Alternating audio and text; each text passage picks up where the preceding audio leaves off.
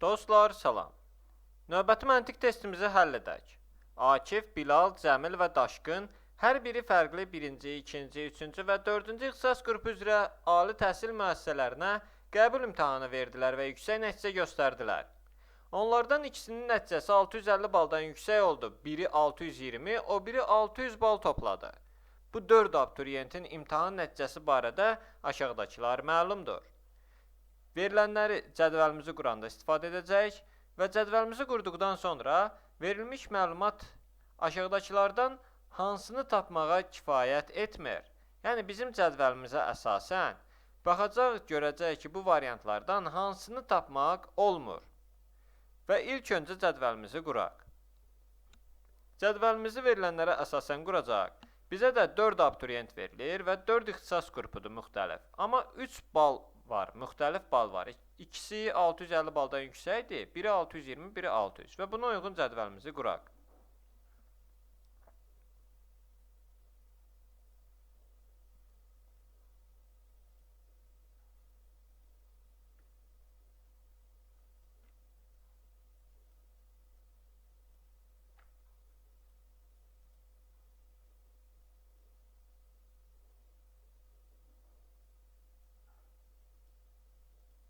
Verilənləri cədvəlimizdə qeyd edək.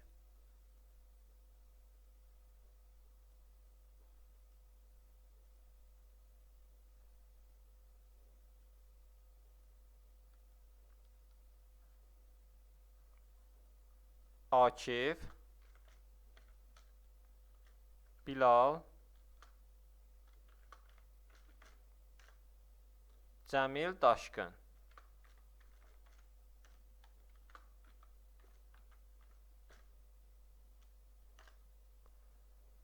Və hər biri bilmirik dəqiq ki, hansı neçə bal toplayıb. Ona görə hər birinin qarşısında 650 baldan yüksək, 620 və 600 balı yazacaq. 650 baldan yüksək balı 650 olaraq yazırıq. 620 və 600 bal. Və bunları hər birinin qarşısında yazırıq. Sonra qruplarımızı yazırıq. Birinci ixtisas qrupu, ikinci ixtisas qrupu, üçüncü ixtisas qrupu və dördüncü ixtisas qrupu. Və biz verilənlərə əsasən cədvəlimizi plus və minus işarəsi olaraq yazaq. Deməli, birinci verilir ki, üçüncü qrup üzrə imtahan verən nəticəsi 620 baldan yüksək deyil. Üçüncü qrup üzrə imtahan verən 620 baldan yüksək nəticə toplamıb. Deməli, üçüncü qrup üzrə imtahan verən 620-yə 600 bal toplayıb.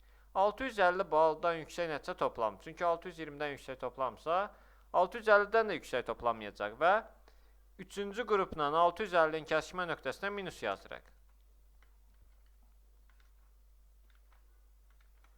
Sonra 620 bal toplayan 3-cü qrup üzrə imtahan verməyib. 620 bal toplayan 3-cü qrup üzrə imtahan verməyib. Deməli, 620 balla 3-cü qrupun kəsişmə nöqtəsinə minus yazırıq. Sonra, Daşqın birinci ixtisas qrupu üzrə imtahan verməyib. Deməli, Daşqının birinci ixtisas qrupu üzrə imtahan vermədiyini bildik və birinci qrupla Daşqının kəsişmə nöqtəsinə minus yazırıq. Sonra, 650 baldan yüksək nəticə göstərənlər 4-cü qrup üzrə imtahan verməyib.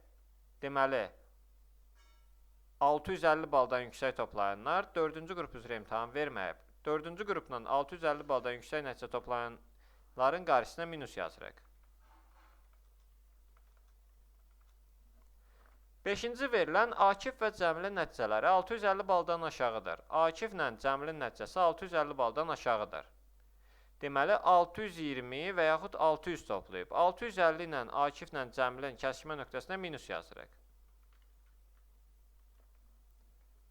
Və bunu Akiflə Cəmilin qarşısına, Cəmilin də qarşısına yazdıq. Və biz bildik ki, Akiflə Cəmilin nəticəsi 650 baldan aşağıdır. Deməli, 650 baldan yuxarıda 2 nəfər toplamalıdır və cəmi də 2 nəfər Bilal'la Cəmil qalır. Bilal'la Daşqın qalır. Deməli, Bilal'la Daşqın 650 baldan yüksək nəticə toplayıb. Deməli, Bilal'la Daşqının 620-600 balla kəsmə nöqtələrinə minus yazırıq.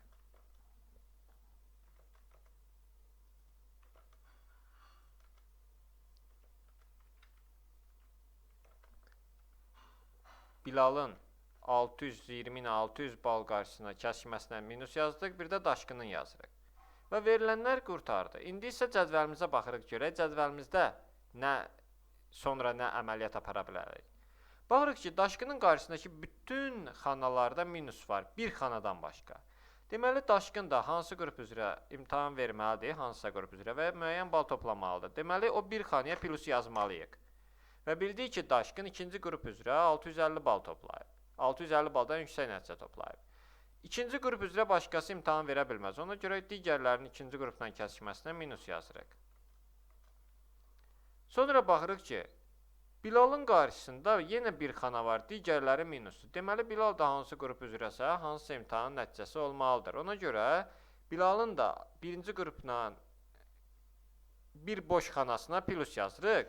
Və bilirik ki, Bilal birinci qrup üzrə imtahan verib və 650 baldan yüksək nəticə toplayıb. Birinci qrupla digərlərinin kəsməsinə minus yazırıq. Və Akiflə Cəmilin hansı qrup üzrə hansı bal topladığını bilmirik. Amma baxırıq ki, üçüncü qrupda bir dənə 600 bal qalıb. Deməli, üçüncü qrup üzrə imtahan verən 600 bal toplayıb. Və dördüncü qrup üzrə imtahan verən onda 600 bal toplaya bilməz. Bir xana qaldığına görə bilirik ki, üçüncü qrup üzrə 600 bal toplayıb. Deməli, dördüncü qrup üzrə də 620 bal toplayıb. Amma bilmirik, Akifdir 620 bal və ya 600 bal toplayan, yoxsa Cəmildir. Və bizə verilmiş məlumat aşağıdakılardan hansını tapmağa kifayət etmir, onu tapmalıyıq. Verilmiş məlumatlara baxırıq. A variantı deyir ki, Bilalın neçə bal topladığını tapa bilmərik. Bilalın 650 baldan yuxarı bal topladığını tapmışıq. Ona görə bu variant yanlışdır. Biz tapa bilmədiyimizi düzgün cavab seçəcəyik. Kimin 620 bal topladığını tapmağa kifayət etmir. Baxırıq ki, Akifin 620 bal toplayıb, yoxsa Cəmil.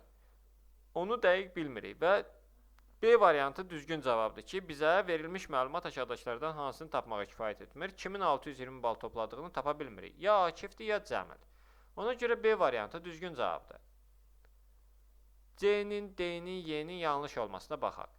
Daşqının hansı ixtisas qrup üzrə imtahan verdiyini tapa bilmərik. Daşqının ikinci qrup üzrə imtahan verdiyini tapmışıq.